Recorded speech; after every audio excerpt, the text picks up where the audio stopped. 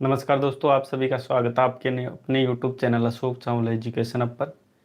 दोस्तों, आज हम जिस लेसन प्लान या जिस पाठ्य योजना की बात करने जा रहे हैं वो है संस्कृत गद्य की पाठ्य योजना, और जिसका प्रकरण यानी शीर्षक है वर्णानाम संवाद।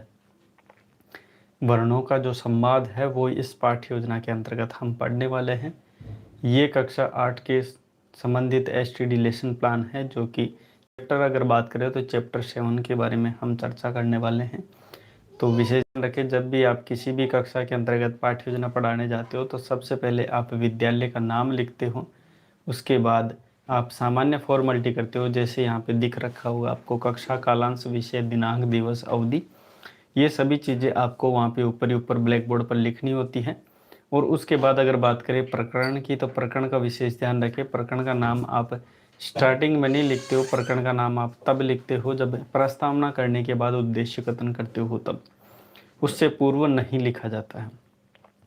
ठीक है, पाठ्य योजना को देखें, जब भी हम बनाने जाते हैं तो उससे पहले कुछ उद्देश्य निर्धारित किए जाते हैं। उन उद्देश्यों की अगर बात करें तो एक बार बात करते हैं हम पहले सामान्य उद्देश्य की, उसके बारे में बात करेंगे विशिष्ट उद्देश्य की। सामान्य उद्देश्यों की अगर बात करें तो सामान्य उद्देश्य पहला देखिए, छात्रेषु संस्कृत भाषाम प्रति अनुरागोत्पादनम। दूसरा है छात्रेषु संस्कृत गद्यम प्रति अभिरुचि जागरणम। छात्रों में संस्कृत गद्य प्रति अभिरुचि जागृत करना है। तीसरा देखिए, छात्राण शब्द भंडारस्य अभिवर्धनम। छात्रों के जो शब्दों का भंडार होता है उसमें अभिवर्धनम यानी बढ़ोतरी करना या बढ़ाना। अगला देखिए, छात्रे बे गद्यगत दर्शनानुगुणम स्वकीय जीवने आचरणाय प्रेरणा प्रदानम। बच्चों को क्या है, प्रेरणा प्रदान करना है किसके, जो भी गद्य के अंतर्गत जो भी पढ़ा गया है उससे संबंधित अपने जीवन में। छात्रेषु संस्कृत गद्यांशस्य अर्थ ग्रहण क्षमताया विकास है। पढ़ रहा है उसका जल्दी से जल्दी अर्थ ग्रहण किस प्रकार करता है, उसकी क्षमता का बच्चों में विकास करना।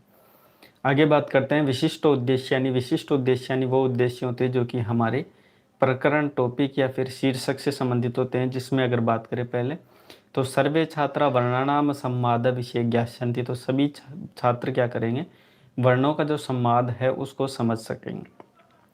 दूसरा देखिए, छात्रा वर्णानाम विभाजनम ज्ञास्यन्ति। छात्र वर्णों का विभाजन कर पाएंगे कि ये वर्ण स्वर है या ये वर्ण व्यंजन है या फिर ये वर्ण कौन से स्थान के अंतर्गत आते हैं। जैसे उच्चारणों का भी स्थान इसके अंतर्गत हम पढ़, तो वो भी बच्चों को समझा पाएंगे। अगला देखिए, छात्रा शुद्ध वर्णानाम प्रयोगम संवाद करिष्यन्ति। यानी छात्र वर्णों को समझ करके उसका शुद्ध वर्णों को ज्ञान करके क्या है, प्रयोग कर पाएंगे संवाद के अंतर्गत। अगला देखिए, छात्रा पाठे आगता नाम नवीन शब्दानाम ज्ञानम करिष्यन्ति। छात्र क्या करेंगे, ये पाठ में जो भी नए नए शब्द आते हैं उनका ज्ञान करेंगे और विषय वस्तु के आधार पर उसको समझ सकेंगे। चलिए आगे बढ़ते हैं। शिक्षण सहायक सामग्री की अगर बात करें, जिसे आप अगर टीचिंग एड भी कहते हो, सहायक सामग्री भी कहते हो, जो भी आपका मन है वो लिख सकते हैं। इसमें अगर बात करें, देखिए सुधाखंड आपका चौक होता है, श्यामपट आपका श्यामपट आपका ब्लैक बोर्ड होता है, मार्जनी आपका डस्टर होता है, संकेतिक आपका पॉइंटर होता है, और आकुंचन फलम जिसे आप लपेट फलक या फिर रोलिंग बोर्ड कहते हैं, उसे संस्कृत में आकुंचन फलकम लिखा जाता है। आगे बात करते हैं पूर्व ज्ञानम। तो पूर्व ज्ञानम ये भी होता है कि हम जो भी विषय वस्तु आज पढ़ाने जा रहे हैं, ठीक है, वर्णानाम संवाद आज हम पढ़ाने जा रहे हैं, तो वर्णों के संवाद से संबंधित बच्चा प्रवेश नॉलेज क्या रखता है, यानी पूर्व में थोड़ी बहुत जानकारी रखता है या नहीं रखता है, ये जानना। तो सर्वे छात्र सामान्यतः वर्णा विषय जानती। तो छात्र क्या है, वर्णों के विषय में सामान्य जानकारी रखते हैं। अगर बच्चा सामान्य जानकारी रखता है तो छात्र अध्यापक द्वारा अगला बिंदु रखा जाता है, अगला सोपान रखा जाता है प्रस्तावना। इसमें छात्र अध्यापक कथन में या छात्र अध्यापक क्रिया के माध्यम से छात्र अध्यापक कुछ प्रश्न करता है, और छात्र क्रिया में बच्चों को क्या है, उन प्रश्नों का उत्तर देते हैं। जिसमें पहला प्रश्न देख पा रहे होंगे प्रस्तावना का, कि भाषा या लघुतम एकक किम अस्ति। भाषा की लघुतम एकक यानी लघुतम इकाई क्या है।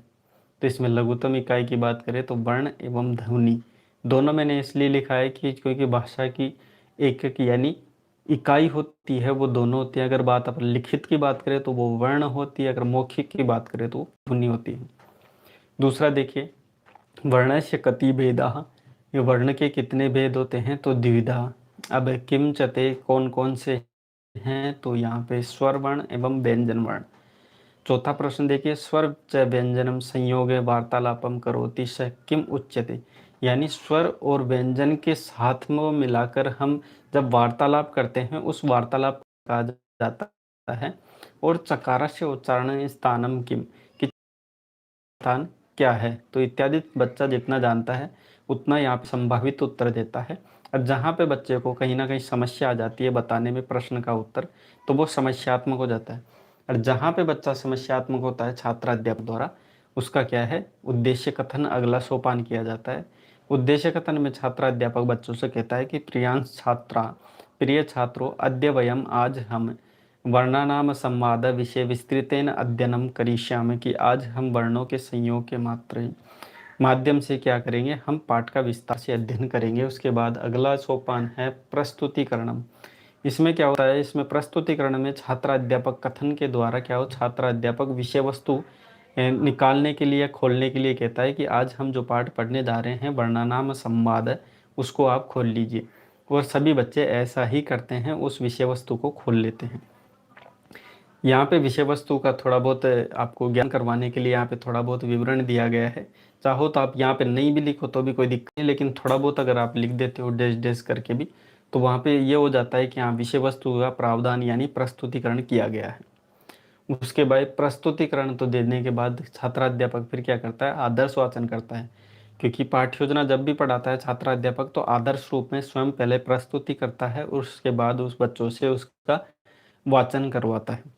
इसमें आदर्श वाचन में छात्राध्यापक जो भी विषय वस्तु है, जो भी संवाद किया जा रहा है, वो सभी बताता है और सभी बोल के बताता है। और उसमें ध्यान रखने योग्य बातें हैं, कक्षा उचित स्वर का, विराम आदियों का, भाव अनुगुणों का, समुचित स्वर का, शुद्धता एवं स्पष्टता का ध्यान रखते हुए बच्चों को स्वर एवं व्यंजन का ज्ञान कराते हुए उनके उच्चारण स्थानों को बताया गया। यानी मैं कहूँ तो इसमें विषय वस्तु जो है वो बच्चों को पढ़ाता है। और इसमें देखिए छात्र अध्यापक क्रिया में के बाद छात्र क्रिया होती है, इसमें छात्र क्या है, ध्यानपूर्वक सुनते हैं। अगला सोपान की अगर बात करें तो अनुवाचनम होता है। अब छात्र अध्यापक आदर्श वाचन करता है तो किन्हीं बच्चों के द्वारा उसका अनुवाचन भी करवाया जाता है, और बाकी जो बचते हैं छात्र वो ध्यानपूर्वक उस बात को सुनते हैं।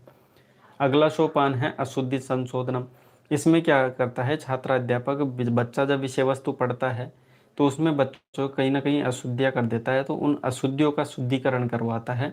ठीक है, जिसे अशुद्धि संशोधन कहा जाता है। और बच्चे उस अशुद्ध हुए शब्दों को शुद्धिकरण जब छात्र अध्यापक बताता है तो उसको अपनी उत्तर पुस्तिका में नोट करता रहता है। अगला बिंदु है काठिन्य निवारणम। इसमें क्या होता है कि छात्र अध्यापक द्वारा जब बच्चा विषय वस्तु पढ़ता है तो कहीं ना कहीं शब्दों में कठिनता महसूस करता है, वो शब्दों को नहीं समझ पाता है, तो उन शब्दों का छात्र अध्यापक द्वारा काठिन्य निवारण करवाया जाता है, यानी कठिन शब्दों का निवारण करवाया जाता है। जैसे यहाँ पे कुछ शब्द मैंने बताए हुए हैं, वयम यानी हम शब्द, स्वरा यानी स्वर, आदि नाम इत्यादि, आश्रयण यानी आश्रित, वद यानी बोलना, उच्चारण स्थानीय बोलने संबंधित स्थान इत्यादि। और भी यहाँ पे कुछ शब्द हैं, मम यानी मेरा, अपी यानी भी, सहोदरा यानी भाई। ठीक, उसके बाद देखिए मौन वाचन की अगर बात करें तो इसमें छात्र अध्यापक मौन वाचन बच्चों से करवाता है। इसमें मुख्य रूप से यह विशेष ध्यान रखा जाता है कि छात्र अध्यापक एवं छात्र सभी मिलकर मौन वाचन करते हैं, और बच्चों को निर्देश दिया जाता है छात्र अध्यापक द्वारा कि आप शांत रहते हुए विषय वस्तु का अध्ययन करें। क्या करें, छात्र को ये निर्देश देता है कि आप शांत रहते हुए विषय वस्तु का अध्ययन करें, एवं स्वयं छात्र अध्यापक कक्षा का निरीक्षण करता है। ठीक है, उसके बाद बढ़ते हैं अगले बिंदु पर, जो कि है विचार विश्लेषणम स्पष्टीकरणम से।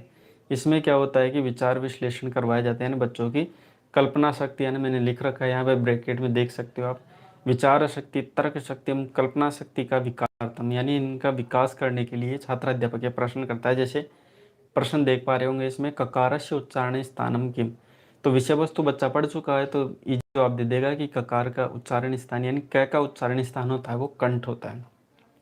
लेकिन छात्र अध्यापक बच्चों की तर्क शक्ति को विकसित करना चाहता है, इसलिए स्पष्टीकरण के माध्यम से उसका और विकसित रूप बताता है कि संपूर्ण क वर्ग, न कि ककार, यानी न ही क के साथ साथ संपूर्ण पूरा क वर्ग होता है, उसका उच्चारण स्थान कंठ माना जाता है। और कंठ मध्य कंठ के बीच में आए हुए जैसे क वर्ग के साथ साथ अ, हकार और विसर्ग, ये सभी भी क्या कहलाते हैं, कंठ कहलाते हैं। अब ये सभी विषय वस्तु समझने के बाद छात्र अध्यापक बच्चों को ज्ञान जानने के लिए कि बच्चा कितना समझ पाया है, कितना नहीं जान पाया, वो जानने के लिए छात्र अध्यापक क्या करता है, बच्चों का ज्ञान जानने के लिए प्रश्न करता है। उसे बोध प्रश्न कहा जाता है, जिसमें पहला प्रश्न आप देख पा रहे होंगे कति स्वरा, कि स्वर कितने हैं। इसमें छात्र अध्यापक स्वर बच्चों से पूछता है, तो बच्चा विषय वस्तु पढ़ चुका है तो इजीली इसका जवाब दे देगा कि स्वर कितने होते हैं, तो त्रयोदश यानी 13 स्वर इसमें बताए गए। उसके बाद दूसरा प्रश्न छात्राध्यापक पूछता है कि नामानी वदतु, की उनके नाम भी बताइए कौन कौन से स्वर हैं।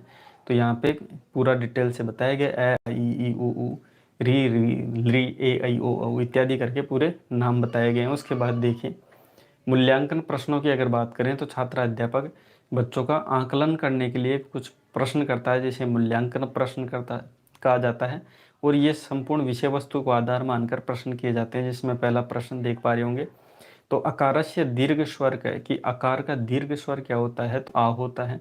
ककार का उच्चारण स्थान क्या होता है, तो कंठ होता है। तीसरा प्रश्न देख पा रहे होंगे उकारस्य ह्रस्व स्वर क्या होता है, तो ऊ छोटा। च वर्ग का उच्चारण स्थान अगर पूछा है, संपूर्ण च वर्ग का अगर उच्चारण स्थान पूछा गया तो तालु है। वकार यानी व का उच्चारण स्थान पूछा गया तो दंतोष्ट है। वैसे ही स का उच्चारण अगर स्थान पूछा जाता है तो वो मुर्दा है। बच्चे विषय वस्तु पढ़ चुके हैं तो इजीली का जवाब दे पाएंगे। उसके बाद अगर अंतिम सोपान की बात करें तो गृह कार्य होता है अंतिम समय। ये सोपान होता है जिसमें क्या है कि बच्चों की चिंतन शक्ति का विकास करने के लिए ऐसा प्रश्न दिया जाता है, जिसमें बच्चा घर जाने के बाद विषय वस्तु का एक बार अच्छे से रिवीजन भी कर ले। तो प्रश्न देखिए, सर्वे छात्र उच्चारण स्थानानि नामानि लिखित्वा आनयतु। तो छात्र अध्यापक या छात्र अध्यापिका बच्चों को निर्देश देती है कि आप संपूर्ण विषय वस्तु को आधार मानकर जो उच्चारण स्थान है उनके उच्चारण स्थान आप लिख करके लेके आएँ। जो जितने भी स्थान हैं उच्चारण स्थान वो सभी लिख कर लेके आएँ। तो दोस्तों आज की पाठ्य योजना जो कि वर्णनाम संवाद है कक्षा 8 के लिए यहाँ पे होती है समाप्त। इसकी PDF की लिंक आपको हमारे टेलीग्राम चैनल अशोक चावल एजुकेशन में उपलब्ध हो जाएगी। अगर किसी बच्चे को कोई नया लेसन प्लान चाहिए तो ये हमारे WhatsApp नंबर दे रखे हैं, यहाँ पे आप विषय वस्तु भेज सकते हैं, ताकि जल्दी से जल्दी वो लेसन प्लान हमारे चैनल अशोक चावल एजुकेशन के माध्यम से आपको प्रोवाइड करवा दिया जाता है। तो दोस्तों वीडियो अच्छा लगा हो तो वीडियो को ज़रूर लाइक करें, अच्छा से एक कमेंट भी छोड़ें ताकि हमारे को इसका मोटिवेशन मिले। और मिलते हैं ऐसे नेक्स्ट रोचक पाठ्य योजना के साथ नेक्स्ट वीडियो में। वीडियो देखने के लिए आपका बहुत बहुत धन्यवाद।